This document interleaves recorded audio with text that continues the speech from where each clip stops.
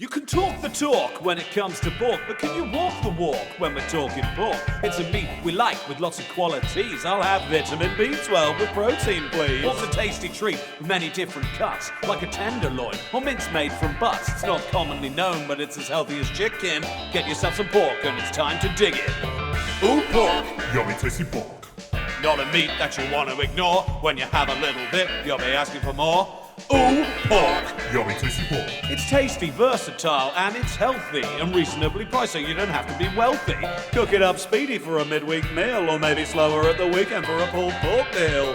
The other day I was in a hurry, didn't have no chicken, but I wanted katsu curry. Swapped out the chicken for lean pork steaks. It was even more delicious, what a difference it makes.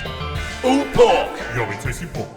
It's not a meat that you want to ignore. When you have a little bit, you'll be asking for more. Ooh, pork. Yummy tasty pork. Pork mince. With some noodles, please. Sausages. You can cook them with ease. Medallions. Oh, lean and speedy. Asparagus. This song's about pork, not veg. Ooh, pork. Yummy tasty pork. Not a meat that you want to ignore. When you have a little bit, you'll be asking for more.